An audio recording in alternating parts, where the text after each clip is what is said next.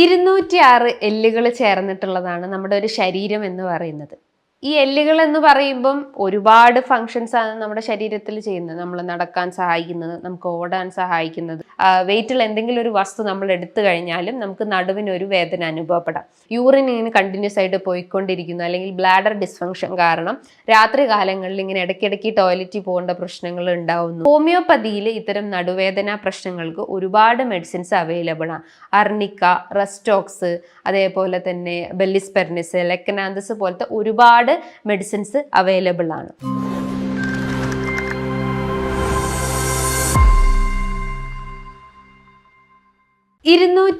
എല്ലുകൾ ചേർന്നിട്ടുള്ളതാണ് നമ്മുടെ ഒരു ശരീരം എന്ന് പറയുന്നത്.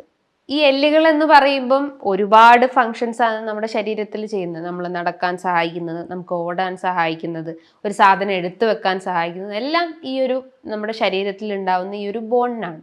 അപ്പം ഈ ഒരു ബോണിൽ ഉണ്ടാവുന്ന എന്തെങ്കിലും ഒരു പ്രശ്നം ഒരു 40 കഴിഞ്ഞാലോ അല്ലെങ്കിൽ ഒരു 30 വയസ്സ് കഴിഞ്ഞ് കഴിഞ്ഞാൽ നമ്മുടെ ഈ എല്ലുകളെല്ലാം ക്ഷയിച്ചു പോകും, അല്ലെങ്കിൽ തേഞ്ഞ് തീരാറാവും. ഒരു 60 വയസ്സ് അല്ലെങ്കിൽ ഒരു 80 വയസ്സ് കഴിയുമ്പോഴേക്കും നമ്മുടെ എല്ലുകളായാലും നമ്മുടെ മസിൽസ് ആയാലും നമ്മുടെ ജോയിൻസ് ആയാലും എല്ലാത്തിനും ഒരു വീക്ക്നെസ് അനുഭവപ്പെടാം. പക്ഷേ ഇന്നത്തെ ഒരു ജനറേഷനിൽ നോക്കുവാണെങ്കിൽ ഒരു 20 വയസ്സ് അല്ലെങ്കിൽ ഒരു 15 വയസ്സ് മുതൽക്കേ കുട്ടികൾക്ക് ഈ ഒരു ബോണിൽ ഡിഫോമിറ്റി ഉണ്ടാവുന്നു. അതേപോലെ മസിൽസ് ഭയങ്കരമായിട്ട് ക്ഷയിച്ചു പോകുന്നു, സന്ധികളിൽ നിന്നൊക്കെ ഭയങ്കര വേദന അനുഭവപ്പെടുന്നു. അങ്ങനെ കുറേ പ്രശ്നങ്ങൾ പറയാറുണ്ട്. ലാസ്റ്റ് ഡേ തന്നെ ഒരു 10-15 വയസ്സായിട്ടുള്ള ഒരു കുട്ടീൻ്റെ പാരൻറ്റ് വിളിച്ചിട്ട് പറഞ്ഞു, കുട്ടിക്ക് ഇങ്ങനെ കാല് ഭയങ്കരമായിട്ട് ക്ഷയിച്ചു പോകുന്നു, അല്ലെങ്കിൽ കാഫ് മസിൽസൊക്കെ ഭയങ്കര വീക്ക്നെസ് ഫീൽ ചെയ്യുന്നു, ഒന്ന് നടന്നു വന്നു കഴിഞ്ഞാൽ ഭയങ്കര ഒരു വേദന ഫീൽ ചെയ്യുന്നു, കുട്ടിയായാലും മെൻ്റലിയും ഫിസിക്കലി ഒരു വീക്ക്നെസ് അനുഭവപ്പെടുന്നു. ഇതിൻ്റെയൊക്കെ റീസൺ എന്ന് പറയുമ്പോൾ മേ ബി ആ കുട്ടീൻ്റെ ശരീരത്തിൽ കാൽഷ്യം ഡെഫിഷ്യൻസി ആവാം, അതേപോലെ വൈറ്റമിൻ ഡിൻ്റെ ഡെഫിഷ്യൻസി ഉണ്ടാവാം, അതേപോലെ എന്തെങ്കിലും അയൺ ഡെഫിഷ്യൻസി ആവാം, അല്ലെങ്കിൽ രക്തക്കുറവിൻ്റെ പ്രശ്നങ്ങൾ ഉണ്ടെങ്കിലും ഇത്തരം കാരണങ്ങൾ ഉണ്ടാവും. അപ്പോൾ ഈ ഒരു നമ്മുടെ ശരീരത്തിൽ ഉണ്ടാവുന്ന ഈ ഒരു ബോൺ ഡിഫോമിറ്റി, അതേപോലെ തന്നെ മസിൽസ് ഡിഫോമിറ്റി, ഇതിൻ്റെയൊക്കെ കാരണങ്ങൾ എന്തൊക്കെയാണ്? അല്ലെങ്കിൽ ഈ ഷയാറ്റിക്ക പോലത്തെ പ്രശ്നങ്ങൾ, അല്ലെങ്കിൽ നടുവേദന പോലത്തെ പ്രശ്നങ്ങൾ വരാനുള്ള കാരണങ്ങൾ എന്തൊക്കെയാണ്? ഇതിലുണ്ടാവുന്ന കുറേ ഡൗട്ടുകൾ എന്ന് പറയുമ്പം അവർ ചോദിക്കാറുണ്ട്, ബെൽറ്റ് യൂസ് ചെയ്യണോ, അതേപോലെ തന്നെ എന്ത് ബെഡാണ് യൂസ് ചെയ്യേണ്ടത് എന്നൊക്കെ പല ആളുകളും ചോദിക്കാറുണ്ട്. അപ്പം ഈ ഡൗട്ടുകൾ നമുക്കൊന്ന് ക്ലിയർ ചെയ്ത് നോക്കാം. പല ഡൗട്ടുകളും ഉണ്ടാവും. എങ്ങനെയാണ് നമ്മളത് യൂസ് ചെയ്യേണ്ടത്, ഏത് ടൈമിലാണ് ഇത്തരം ബെൽറ്റ് യൂസ് ചെയ്യേണ്ടത്, പൂർണ്ണമായിട്ടും റെസ്റ്റ് എടുക്കണം എന്നൊക്കെ ചോദിക്കാറുണ്ട്. ആ ഡൗട്ട് നമുക്ക് ഇവിടെ ഒന്ന് ക്ലിയർ ചെയ്യാം. ഹായ്, ഞാൻ doctor Juhi Das, Q&B health കെയറിലെ ഹോമിയോപ്പതിക് ഫിസിഷ്യനാണ്. അതിശക്തമായിട്ടുള്ള നടുവേദന അനുഭവപ്പെടുക, അതായത് ഒരു 35 വയസ്സ് കഴിഞ്ഞ് കഴിഞ്ഞാൽ ആളുകൾ പറയുന്ന ഒരു പ്രശ്നമാണ്. അത് സ്ത്രീകളാവട്ടെ പുരുഷന്മാരാവട്ടെ ഒരേപോലെ പറയുന്ന ഒരു ബുദ്ധിമുട്ടാണ്. നടുവിന് ഭയങ്കര ഒരു വേദന അനുഭവപ്പെടുന്നു. ആ വേദന കാലുകളിലേക്കൊക്കെ ഇറങ്ങി വരുന്നുണ്ട്, അതായത് പിൻഭാഗത്തെ കാലുകളിലേക്കൊക്കെ ഇറങ്ങി വരുന്നുണ്ട്. അതേപോലെ നടക്കാൻ ഭയങ്കര ഒരു ബുദ്ധിമുട്ട് പോകുന്നു. അതേപോലെ ഒരു സ്റ്റെപ്പ് എടുത്ത് വെക്കുമ്പോൾ നമുക്കൊരു ബാലൻസ് പോകുന്ന പ്രശ്നങ്ങൾ ഉണ്ടാവുന്നു. കാലിൻ്റെ ഉപ്പൂറ്റിയാണെങ്കിൽ ഭയങ്കര ഒരു കടച്ചിൽ ഫീൽ ചെയ്യുന്നു. കാഫ് മസിൽസ് ഭയങ്കര വീക്ക്നെസ് ഉണ്ടാവുന്നു. നടന്നു പോകുമ്പം മുട്ടിൻ്റെ ഇടയിൽ നിന്നൊക്കെ ഭയങ്കര ശബ്ദം കേൾക്കുന്നു, ഒരു ക്രെപ്പിറ്റസ് എന്ന് പറഞ്ഞിട്ടുള്ള ആ ഒരു സൗണ്ട് കേൾക്കുന്നു. അങ്ങനെ കുറേ പ്രശ്നങ്ങൾ പേഷ്യൻസ് വന്ന് പറയാറുണ്ട്. ഇതിൻ്റെയൊക്കെ റീസൺസ് എന്ന് പറയുമ്പം അവരുടെ ശരീരത്തിൽ ഉണ്ടാകുന്ന പല രീതിയിലുള്ള ചേഞ്ചസ് ആണ്. അവരുടെ ലൈഫ് സ്റ്റൈലിൽ ഉണ്ടാകുന്ന ചേഞ്ചസ് ആവട്ടെ, അതായത് എന്തെങ്കിലും ഡെഫിഷ്യൻസീസ് ആവാം. ന്യൂട്രീഷണൽ ഡെഫിഷ്യൻസിയാണ് നമുക്ക് മെയിനായിട്ട് പറയേണ്ടത്. വൈറ്റമിൻ ഡിൻ്റെ ഡെഫിഷ്യൻസി ഉണ്ടെങ്കിൽ ഇത്തരം സിംറ്റംസ് പ്രോമിനൻ്റ് ആയിട്ട് നിൽക്കും. വൈറ്റമിൻ ഡി എന്ന് പറയുമ്പോൾ എന്താ, അതൊരു ഫാറ്റ് സോല്യബിൾ വൈറ്റമിൻ ആണ്. അതായത് നമ്മുടെ എല്ലിനും അതേപോലെ തന്നെ നഖങ്ങൾക്കായാലും അതേപോലെ പേശികൾക്കായാലും ജോയിൻസിനായാലും എല്ലാത്തിനെയും ഒന്ന് സപ്പോർട്ട് ചെയ്യുന്ന, അല്ലെങ്കിൽ അതിനെ സ്ട്രെങ്തൻ ചെയ്യുന്ന ഒരു ഇമ്പോർട്ടൻറ്റ് ഫാക്ടറാണ് വൈറ്റമിൻ ഡി എന്ന് പറയുന്നത്. അപ്പോൾ അത് നമ്മുടെ ശരീരത്തിൽ കുറഞ്ഞു കഴിഞ്ഞാൽ, അതായത് ഒരു 30-ൽ താഴെയായി കഴിഞ്ഞാൽ, അത് കുട്ടികൾക്കാവട്ടെ മുതിർന്നവർക്കാവട്ടെ ഇത്തരം ലക്ഷണങ്ങൾ ശരീരത്തിൽ കാണിക്കും. അതേപോലെ തന്നെ നമ്മുടെ നട്ടൽ അല്ലെങ്കിൽ ആ ഒരു സർവൈക്കൽ റീജൻ മുതൽ ലംബാർ റീജൻ വരെ ഉണ്ടാവുന്ന ആ ഒരു വെർട്ടിബ്രാസ് എന്ന് പറയും. ജസ്റ്റ് ഒന്ന് ഇമാജിൻ ചെയ്യുക, നമ്മുടെ ബാക്ക് ഭാഗമാണെങ്കിൽ ഈ ഒരു റീജൻ സർവൈക്കൽ എന്ന് പറയുന്നു, അതേപോലെ തന്നെ തൊറാസിക് റീജൻ എന്ന് പറയുന്നു, ലംബാർ റീജൻ എന്ന് പറയുന്നു, സാക്രൽ റീജൻ. അങ്ങനെ പല സ്റ്റേജസ് ആയിട്ട് നമ്മുടെ ആ ഒരു നട്ടലിനെ തരം തിരിച്ചിട്ടുണ്ട്. അപ്പം ഇതിലൊക്കെ ഓരോ എല്ലുകളും ഉണ്ടാവും. അതായത് വെർട്ടിബ്രാസ് എന്ന് പറയുന്നു. ഈ വെർട്ടിബ്രാസിനെയൊക്കെ സപ്പോർട്ട് ചെയ്യുന്ന ഒരു കുഷൻ പോലത്തെ ഒരു സ്ട്രക്ചർ ഉണ്ടാവും. അതേപോലെ അതിനകത്താണ് ഡിസ്ക് എന്ന് പറയുന്നത്. അല്ലെങ്കിൽ ആ ഒരു വെർട്ടിബ്രാസിനെ മെയിൻറ്റെയിൻ ചെയ്യുന്ന, അല്ലെങ്കിൽ ആ ഒരു പോസ്റ്റർ മെയിൻറ്റെയിൻ ചെയ്യുന്ന ഒന്നാണ് ഈ ഡിസ്ക് എന്ന് പറയുന്നത്. അതായത് ജസ്റ്റ് ഒന്ന് ഇമാജിൻ ചെയ്യുക, 2 വെർട്ടിബ്രാസ് ആണെങ്കിൽ, അല്ലെങ്കിൽ കശേരുക്കളാണെങ്കിൽ ഇതിൻ്റെ ഇടയിൽ ഒരു റബ്ബറി സ്ട്രക്ചർ എന്നൊക്കെ പറയാം, അല്ലെങ്കിൽ ഒരു പ്ലാസ്റ്റിക് ടൈപ്പ് പോലത്തെ ഒരു ഫൈബർ സ്ട്രക്ചർ ഉണ്ടാവും. അതിനെയാണ് നമ്മൾ ഡിസ്ക് എന്ന് പറയപ്പെടുന്നത്. ഇതിൻ്റെ ഒരു ഫംഗ്ഷൻ എന്ന് പറയുമ്പം ഈ വെർട്ടിബ്രാസ് ജസ്റ്റ് ഒന്ന് മൂവ് ചെയ്യണമെങ്കിൽ ഇതിൻ്റെ ഈ റബ്ബറി സ്ട്രക്ചറിൻ്റെ ആവശ്യമുണ്ട്. അത് ജസ്റ്റ് നമ്മൾ ആ ഒരു ഇമാജിൻ ചെയ്യുക, ആ ഒരു റബ്ബറി സ്ട്രക്ചർ അവിടെ ആബ്സെൻ്റ് ആണെങ്കിൽ, അല്ലെങ്കിൽ അവിടെ ഡെഫിഷ്യൻ്റ് ആണെങ്കിൽ നമുക്ക് ഈ എല്ലുകൾ മൂവ് ചെയ്യാൻ പറ്റില്ല. അതായത് അവിടെ ഒരു ലോക്ക് പോലെ കുടുങ്ങിക്കിടക്കും. അപ്പോൾ ആ ഒരു ഡിസ്കിന്റെ സഹായത്തോടെയാണ് നമ്മളൊന്ന് ബെൻഡ് ചെയ്യുന്നതോ, അല്ലെങ്കിൽ എന്തെങ്കിലും ഒരു വസ്തുക്കൾ എടുക്കുന്നതോ, നമ്മളൊന്ന് റൺ ചെയ്യുന്നതോ, ആ ഒരു പോസ്റ്റർ മെയിൻറ്റെയിൻ ചെയ്യാൻ സഹായിക്കുന്നത് ആ ഒരു ഡിസ്കിന്റെ സഹായത്തോടെയാണ്. അപ്പൊ ഈ ഡിസ്കിൽ ഉണ്ടാവുന്ന എന്തെങ്കിലും ഒരു വ്യതിയാനം, ഡിസ്ക് ഒന്ന് തെന്നിപ്പോവുക, ഈ വെർട്ടിബ്രസ് അല്ലെങ്കിൽ കശേരുക്കളിനിടയിൽ നിന്ന് ഡിസ്ക് ജസ്റ്റ് ഒന്ന് തെന്നിപ്പോയി കഴിഞ്ഞാൽ, അല്ലെങ്കിൽ സ്റ്റെപ്പ് തെറ്റിക്കഴിഞ്ഞാലും നമുക്ക് ഈ വേദന അല്ലെങ്കിൽ നടുവേദന അനുഭവപ്പെടാനുള്ള ഒരു ചാൻസസ് ഉണ്ട്. ഈ സർവൈക്കൽ ആവട്ടെ, അല്ലെങ്കിൽ തൊറാസിക് റീജിയൻ ആവട്ടെ, ലംബാർ ആവട്ടെ, സാക്രൽ ആവട്ടെ, ഈ ഏത് റീജിയനിലും നമുക്ക് ഇത്തരം ഡിസ്കിന്റെ പ്രശ്നങ്ങൾ ഉണ്ടെങ്കിൽ ആ ത്രൂ ഔട്ട് നമുക്ക് നമ്മുടെ കഴുത്ത് മുതൽ നമ്മുടെ ആ ഒരു ബാക്ക് റീജിയൻ വരെ അവർക്ക് വേദന അനുഭവപ്പെടാറുണ്ട്. പക്ഷേ പല ആളുകളും പറയാറ് നടുവേദനേന്റെ പ്രശ്നങ്ങളാണ് എന്നാണ്. നടുവേദനയ്ക്ക് ഇതുപോലെ വേദന അനുഭവപ്പെടുന്ന അതിനെ മെഡിക്കലി പറയാ ലംബാർ സ്പോണ്ടൈലോസിസ് എന്ന് പറയുന്നു. കഴുത്തിന്റെ അവിടെ വേദന അനുഭവപ്പെടുകയാണെങ്കിൽ അതിനെ സെർവൈക്കൽ സ്പോണ്ടൈലോസിസ് എന്ന് പറയുന്നു. അതായത് ആ ഡിസ്കിൽ ഉണ്ടാവുന്ന തേയ്മാനം, അല്ലെങ്കിൽ വെർട്ടിബ്രാസ് അല്ലെങ്കിൽ കശേരുകൾക്ക് ഉണ്ടാവുന്ന ഒരു തേയ്മാനം മൂലമാണ് ഇത്തരം സിംറ്റംസ് അല്ലെങ്കിൽ ഇത്തരം കണ്ടീഷൻസ് ഡെവലപ്പ് ചെയ്യുന്നത്.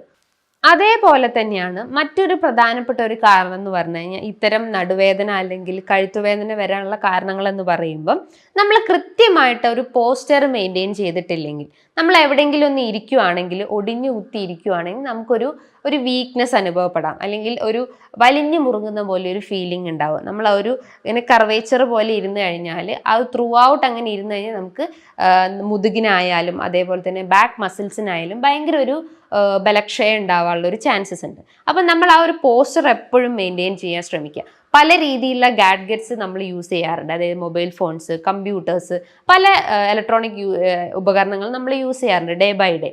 അത് ത്രൂ ഔട്ട് നമ്മൾ യൂസ് ചെയ്യുമ്പം നമ്മൾ ശ്രദ്ധിക്കാറുണ്ട്, കുട്ടികളാവട്ടെ ജസ്റ്റ് മൊബൈൽ നോക്കുകയാണെങ്കിൽ അവർ ഇങ്ങനെ യൂസ് ചെയ്യുന്നത് വളരെ കുറവായിരിക്കും. അവർ ആ ഫോൺ പോസ്റ്റർ കറക്റ്റ് ആയിരിക്കും, പക്ഷേ അവർ ആ ഒരു നെക്ക് പോസ്റ്റർ ആയാലും കൈയിൻ്റെ പോസ്റ്റർ ആയാലും ഇങ്ങനെ ബെൻഡ് ചെയ്തിട്ടായിരിക്കും അവർ യൂസ് ചെയ്യുക. ഈ ഒരു ആംഗിളിലായിരിക്കും അവർ യൂസ് ചെയ്യാറുണ്ടാവുക. അപ്പം അതുമൂലം അവർക്ക് വേദന അനുഭവപ്പെടാറുണ്ടാവാം. അതേപോലെ തന്നെ നിങ്ങൾ ആ ഒരു ഉറക്കത്തിന്റെ പൊസിഷൻ കറക്റ്റ് ആയിട്ടില്ലെങ്കിലും ഇത്തരം പ്രശ്നങ്ങൾ ഡെവലപ്പ് ചെയ്യാം. ഇപ്പം നമ്മൾ ഒരു ഡേ നമ്മൾ കിടക്കുവാണെങ്കിൽ, അല്ലെങ്കിൽ നൈറ്റ് ടൈമിൽ നമ്മൾ കിടന്നിട്ട് പില്ലോ ഒക്കെ വെച്ച് 2 പില്ലോ ഒക്കെ വെച്ച് യൂസ് ചെയ്ത് കിടന്നെന്ന് വിചാരിക്കുക. നെക്സ്റ്റ് ഡേ ആകുമ്പം നമുക്കൊരു നീർക്കെട്ട് പ്രശ്നങ്ങൾ ഉണ്ടാവുന്നു, കഴുത്തിന് ഒരു ഭയങ്കര ഒരു വേദന അനുഭവപ്പെടുന്നു. ചില ആളുകൾക്ക് ആ വേദന കൈകളിലേക്ക് ഇറങ്ങി വരാറുണ്ടെന്ന് പറയാറുണ്ട്. അതിൻ്റെ ഒരു റീസൺ എന്ന് പറയുമ്പം നമ്മൾ ആ ഒരു സ്ലീപ്പിംഗ് പോസ്ചർ മെയിൻറ്റെയിൻ ചെയ്തിട്ടില്ലെങ്കിൽ, 2 തലാണയൊക്കെ യൂസ് ചെയ്ത് കഴിഞ്ഞാൽ നമുക്ക് ആ ഒരു മസിൽസിന് ഒരു വേസ്റ്റിംഗ് പ്രശ്നങ്ങൾ ഉണ്ടാകുന്നു, അല്ലെങ്കിൽ മസിൽസ് സ്ട്രെങ്ത് റെഡ്യൂസ് ആവുന്ന ഒരു കംപ്ലയിൻസ് ഡെവലപ്പ് ചെയ്യാറുണ്ട്. അപ്പോൾ ആ ഒരു പോസ്ചർ ഇംപ്രോപ്പർ ആയി കഴിഞ്ഞാലും ഇത്തരം പ്രശ്നങ്ങൾ ഡെവലപ്പ് ചെയ്യാം. അതേപോലെ തന്നെ നമ്മുടെ ശരീരത്തിൽ, അല്ലെങ്കിൽ നമ്മൾ എന്തെങ്കിലും പോഷകാഹാരക്കുറവുകൾ, അതായത് ഞാൻ പറഞ്ഞിട്ടുള്ള വൈറ്റമിൻ ഡെഫിഷ്യൻസിയോ അല്ലെങ്കിൽ അയൺ ഡെഫിഷ്യൻസിയോ കാൽഷ്യം ഡെഫിഷ്യൻസി മൂലമോ ഇത്തരം സിംറ്റംസ് ഡെവലപ്പ് ചെയ്യാനുള്ള ഒരു ചാൻസസ് ഉണ്ട്.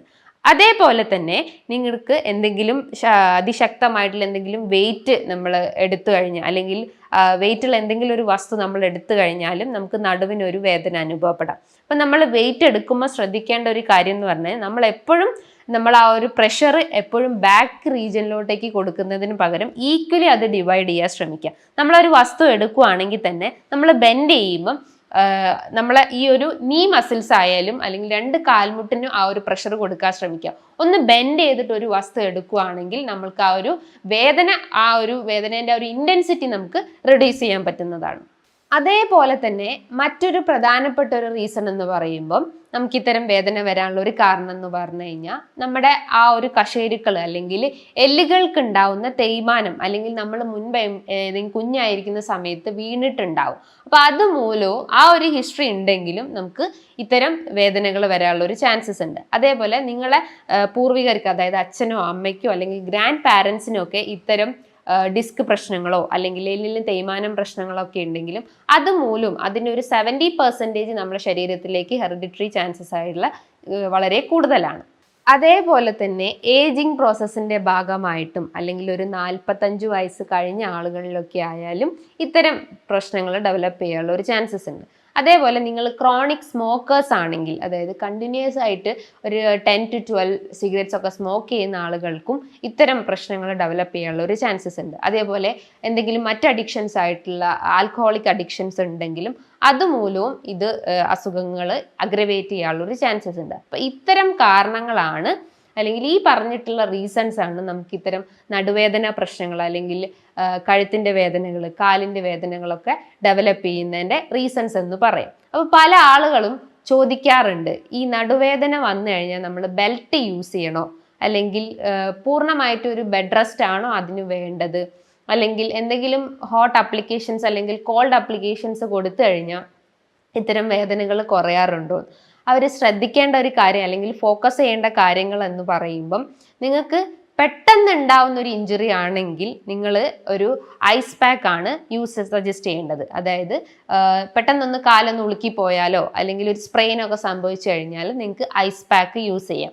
പക്ഷെ കണ്ടിന്യൂസ് ആയിട്ട് അല്ലെങ്കിൽ ക്രോണിക് ആയിട്ട് നിങ്ങൾക്ക് ഒരു വേദന ഇങ്ങനെ എക്സിസ്റ്റ് ചെയ്യുന്നുണ്ടെങ്കിൽ നിങ്ങൾക്ക് ഒരു ഹോട്ട് അപ്ലിക്കേഷൻസ് ആണ് സജസ്റ്റ് ചെയ്യുന്നത്. അതായത് അതുമൂലം ആ ഒരു മസിൽസ് ഒന്ന് കുറച്ചുകൂടി ഒന്ന് റിലാക്സ്ഡ് ആവുകയും സർക്കുലേഷൻ ഒന്ന് കറക്റ്റ് ആവുകയും ചെയ്യുന്നു. പക്ഷേ ഇതൊരു ടെമ്പററി ക്യൂർ മാത്രമാണ്. പെർമനൻ്റ് ആയിട്ട് ക്യൂർ വരണമെങ്കിൽ നിങ്ങൾ ഇന്റേർണലി മെഡിസിൻസ് എടുക്കണം. അതോടൊപ്പം തന്നെ നല്ലൊരു ഡയറ്റ് ചാർട്ടും ഫോളോ ചെയ്യേണ്ടതാണ്.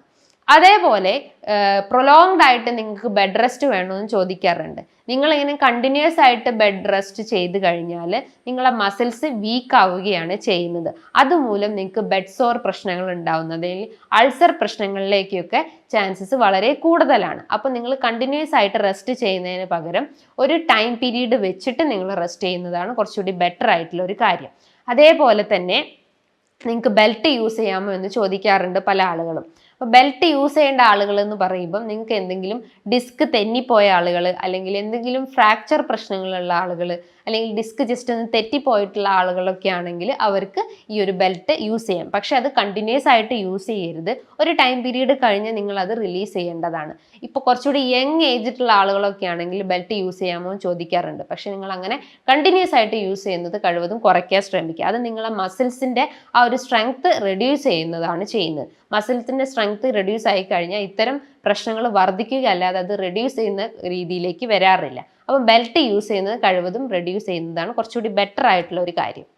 അതേപോലെ തന്നെ നിങ്ങൾ ശ്രദ്ധിക്കേണ്ട ഒരു കാര്യം എന്ന് പറഞ്ഞു കഴിഞ്ഞാൽ പല ആളുകളും ചോദിക്കാറുണ്ട്, എങ്ങനത്തെ ബെഡാണ് യൂസ് ചെയ്യാറ്, അല്ലെങ്കിൽ നമ്മൾ ആ ഒരു കംപ്ലീറ്റ് ആയിട്ടുള്ള ബെഡ് അവോയ്ഡ് ചെയ്ത് ജസ്റ്റ് ഒരു പലക കട്ടിലാണോ കിടക്കേണ്ടതെന്ന് ചോദിക്കാറുണ്ട്. നിങ്ങൾ യൂസ് ചെയ്യേണ്ട ബെഡ് എന്ന് പറയുമ്പം പെട്ടെന്ന് കുഴിഞ്ഞു പോകാത്ത ഒരു കുറച്ചുകൂടി സ്റ്റിഫ് ആയിട്ടുള്ള ബെഡ്, അല്ലെങ്കിൽ സോഫ്റ്റ് കുറഞ്ഞിട്ടുള്ള കുറച്ചുകൂടി ഹാർഡ് ആയിട്ടുള്ള ബെഡ് യൂസ് ചെയ്യുകയാണെങ്കിൽ കുറച്ചുകൂടി ബെറ്റർ ആയിട്ടുള്ള ഒരു കാര്യമാണ്. അതേപോലെ പില്ലോ ഒക്കെ യൂസ് ചെയ്യുകയാണെങ്കിൽ പില്ലോ കഴിവതും അവോയ്ഡ് ചെയ്യണ കുറച്ചുകൂടി ബെറ്റർ ആയിട്ടുള്ള ഒരു കാര്യം. പില്ലോ അത്രയും ഒഴിവാക്കാൻ പറ്റാത്ത ആളുകളാണെങ്കിൽ നിങ്ങൾ യൂസ് ചെയ്യേണ്ട ഒരു മെത്തേഡ് എന്ന് പറഞ്ഞു കഴിഞ്ഞാൽ, പില്ലോ എടുക്കുകയാണെങ്കിൽ തന്നെ ഈ കഴുത്തിൻ്റെ തൊട്ട് താഴെ വെക്കുന്നതിന് പകരം നമ്മുടെ ഈ ഒരു ഷോൾഡർ റീജിയണും നെക്ക് റീജിയൻ്റെയും കുറച്ചുകൂടി സെൻറ്റർ ആയിട്ട് നമ്മളെ കഴുത്ത് ആ ഒരു പില്ലോനേക്കാളും പുറത്തോട്ട് ചാടി നിൽക്കുന്ന രീതിയിൽ നിങ്ങൾ പില്ലോ യൂസ് ചെയ്യുകയാണെങ്കിൽ നിങ്ങൾക്ക് സെർവൈക്കൽ സ്പോണ്ടൈലോസിസിൻ്റെ പ്രശ്നങ്ങൾ ഉണ്ടെങ്കിൽ അതിന് നമുക്കൊരു ടെമ്പററി ആ ഒരു പെയിൻ റെഡ്യൂസ് ചെയ്യാൻ പറ്റുന്നതാണ്. മറ്റൊരു കാര്യം എന്ന് പറഞ്ഞു കഴിഞ്ഞാൽ, നിങ്ങൾക്ക് എന്തെങ്കിലും എക്സസൈസ് ചെയ്യാൻ പറ്റുമോ, അല്ലെങ്കിൽ ഇങ്ങനെ ഡിസ്ക് തെറ്റി കിടക്കുന്ന ആളുകൾക്കൊക്കെ എക്സസൈസ് ചെയ്യാൻ പറ്റുമോ എന്ന് ചോദിക്കാറുണ്ട്. നിങ്ങൾക്ക് എക്സസൈസ് ചെയ്യുന്നതുകൊണ്ട് പ്രശ്നമില്ല, പക്ഷെ ഒരു ഹാർഡ് എക്സസൈസ് ചെയ്യരുത്. ഒരു സ്ട്രെച്ചിങ് എക്സസൈസോ അല്ലെങ്കിൽ കുറച്ചുകൂടി മൈൽഡ് ആയിട്ടുള്ള രീതിയിലുള്ള എന്തെങ്കിലും ഒരു എക്സസൈസ് ചെയ്ത് കഴിഞ്ഞാൽ അത്തരം പെയിനുകളെ നമുക്ക് ഒരു ടെമ്പററി ആയിട്ട് റെഡ്യൂസ് ചെയ്യുന്നതാണ്. അതേപോലെ നിങ്ങൾ ശ്രദ്ധിക്കേണ്ട കുറച്ച് കാര്യങ്ങൾ എന്ന് പറയുമ്പം, നിങ്ങൾക്ക് ഇത്തരം വേദനകളോടൊപ്പം തന്നെ അതിശക്തമായിട്ടുള്ള പനി അനുഭവപ്പെടുന്നു, അത് രാത്രി കാലങ്ങളിൽ വർദ്ധിച്ചു വരുന്നു, അതേപോലെ വെയിറ്റ് കുറഞ്ഞു പോകുന്നു, ശരീരമാസകല ഒരു വീക്ക്നെസ് പ്രശ്നങ്ങൾ ഉണ്ടാവുന്നു, ഒരു വിറയലിൻ്റെ പ്രശ്നങ്ങളുണ്ട്, അതേപോലെ നിങ്ങൾക്ക് യൂറിനറി സിംറ്റംസ് ആയിട്ടുള്ള അതേപോലെ മലം ഇങ്ങനെ കൃത്യമായിട്ട് പോകാത്തൊരവസ്ഥ വരുന്നു, യൂറിൻ ഇങ്ങനെ കണ്ടിന്യൂസ് ആയിട്ട് പോയിക്കൊണ്ടിരിക്കുന്നു, അല്ലെങ്കിൽ ബ്ലാഡർ ഡിസ്ഫങ്ഷൻ കാരണം രാത്രി കാലങ്ങളിൽ ഇങ്ങനെ ഇടയ്ക്കിടയ്ക്ക് ടോയ്ലറ്റിൽ പോകേണ്ട പ്രശ്നങ്ങൾ ഉണ്ടാവുന്നു, അതേപോലെ തലയ്ക്കൊരു ഗിഡിനെസ് പോലെ അല്ലെങ്കിൽ തല കറങ്ങുന്ന പോലത്തെ പ്രശ്നങ്ങൾ ഉണ്ടാവുന്നു, അതേപോലെ മലദ്വാരത്തിന് ചുറ്റും ഒരു സെൻസേഷൻ ഇല്ലാത്തൊരവസ്ഥ, അല്ലെങ്കിൽ നമുക്ക് മോഷനൊന്നും കൃത്യമായിട്ട് പോകാൻ പറ്റാത്തൊരവസ്ഥകളൊക്കെ വരുവാണെങ്കിൽ നിങ്ങൾ ശ്രദ്ധിക്കേണ്ട കാര്യമാണ്. ഇത് കുറച്ചുകൂടി കോംപ്ലിക്കേറ്റഡ് സ്റ്റേജിലോട്ട് പോയിട്ടുണ്ട്, അല്ലെങ്കിൽ ഒരു ന്യൂറോപ്പതി സ്റ്റേജിലോട്ട് പോയിട്ടുണ്ടെന്ന് നമുക്ക് മനസ്സിലാക്കാം. അപ്പം അങ്ങനത്തെ സിംറ്റംസ് നിങ്ങൾ ഈ ഒരു മെയിൻ സിംറ്റംസിനോടൊപ്പം കാണിക്കുകയാണെങ്കിൽ നിങ്ങൾ തീർച്ചയായിട്ടും ഒരു ഡോക്ടറെ നിർദ്ദേശം സ്വീകരിക്കേണ്ടതാണ്. ശരീരത്തിൻ്റെ നീർക്കെട്ട് കുറയ്ക്കുന്ന ഭക്ഷണങ്ങളാണ് നിങ്ങൾ മെയിനായിട്ട് ശ്രദ്ധിക്കേണ്ടത്. നീർക്കെട്ട് കുറയ്ക്കുക എന്ന് പറയുമ്പം anti inflammatory food items follow ചെയ്യാൻ ശ്രമിക്കുക. omega-3 ഫാറ്റി ആസിഡ്സ് എടുക്കാൻ ശ്രമിക്കുക. അതായത് പോളി അൺസാച്ചുറേറ്റഡ് ഫാറ്റി ആസിഡ്സിൽ വരുന്ന ഒരു മെയിൻ ഇൻഗ്രീഡിയൻ്റ് ആണ് omega-3 ഫാറ്റി ആസിഡ്സ്. അപ്പോൾ അത് നിങ്ങൾ ഡയറ്റിൽ ഉൾപ്പെടുത്താൻ ശ്രമിക്കുക. അതായത് കോട്ട് ലിവർ ക്യാപ്സ്യൂള്, അതേപോലെ മീനെണ്ണ, മത്സ്യങ്ങളിൽ കാണപ്പെടുന്നുണ്ട്, ധാന്യങ്ങളിൽ, നട്ട്സിലൊക്കെ ഇത്തരം omega-3 ഫാറ്റി ആസിഡ്സ് അടങ്ങിയിട്ടുണ്ട്. അപ്പോൾ അത് നിങ്ങളെ ഡയറ്റിൽ ഉൾപ്പെടുത്താൻ ശ്രമിക്കുക. അതോടൊപ്പം തന്നെ നല്ല രീതിയിൽ എക്സസൈസ് മെയിൻറ്റെയിൻ ചെയ്യാൻ ശ്രമിക്കുക. അതായത് ഞാൻ നേരത്തെ പറഞ്ഞിട്ടുള്ള ഒരു മൈൽഡ് ആയിട്ടുള്ള അല്ലെങ്കിൽ ഒരു മോഡറേറ്റ് ആയിട്ടുള്ള എക്സസൈസ് മെയിൻറ്റെയിൻ ചെയ്യാൻ ശ്രമിക്കുക. നല്ല രീതിയിൽ ജലാംശം മെയിൻറ്റെയിൻ ചെയ്യാൻ ശ്രമിക്കുക. നമ്മുടെ ശരീരത്തിൽ എപ്പോഴും ആ ഒരു വാട്ടർ ബാലൻസ് മെയിൻറ്റെയിൻ ചെയ്യാൻ ശ്രമിക്കുക. ഡെയിലി ഒരു 10 to 12 ഗ്ലാസ് വെള്ളം കുടിക്കാൻ ശ്രമിക്കുക. അതേപോലെ തന്നെ നിങ്ങൾക്ക് ഡെയിലി ബദാം, വാൽനട്ട്, പിസ്ത പോലത്തെ എന്തെങ്കിലും ഒരു നട്ട്സ് ഐറ്റംസ് എടുക്കേണ്ടതാണ്. അതായത് 1 or 2 എടുക്കാൻ പറ്റുന്നതാണ്. അത് അങ്ങനെ ചെയ്യുമ്പം നമുക്ക് എന്തെങ്കിലും പ്രശ്നങ്ങൾ അല്ലെങ്കിൽ ഇൻഫ്ലമേറ്ററി ചേഞ്ചസ് ഒക്കെ ഉണ്ടെങ്കിൽ അതിനെ കുറയ്ക്കാൻ പറ്റുന്നതാണ്.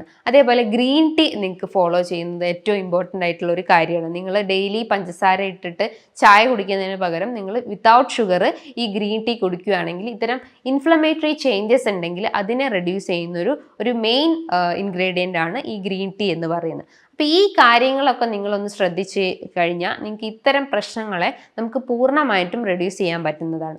ഹോമിയോപ്പതിയിൽ ഇത്തരം നടുവേദന പ്രശ്നങ്ങൾക്ക് ഒരുപാട് മെഡിസിൻസ് അവൈലബിൾ ആണ്. അർണിക്ക, റെസ്റ്റോക്സ്, അതേപോലെ തന്നെ ബെല്ലിസ്പെർനിസ്, ലെക്കനാന്തസ് പോലത്തെ ഒരുപാട് മെഡിസിൻസ് അവൈലബിൾ ആണ്. അപ്പോൾ ഓരോ പേഷ്യൻസിൻ്റെ സിംറ്റംസിനനുസരിച്ച് ഞങ്ങൾ ഓരോ രീതിയിലുള്ള മെഡിസിൻസ് കൊടുക്കുന്നതാണ്. അതിൽ നിന്നും അവർക്കൊരു പെർമനൻറ്റ് ക്യൂറും ലഭിച്ചിട്ടുണ്ട്. ഇനി ഇതുമായി ബന്ധപ്പെട്ട് നിങ്ങൾക്ക് എന്തെങ്കിലും സംശയങ്ങൾ ഉണ്ടെങ്കിൽ നിങ്ങൾക്ക് താഴെ കാണുന്ന നമ്പറിൽ കോൺടാക്റ്റ് ചെയ്യാവുന്നതാണ്. നല്ലൊരു ഹെൽത്ത് ടോപ്പിക്കുമായി വീണ്ടും കാണാം. താങ്ക്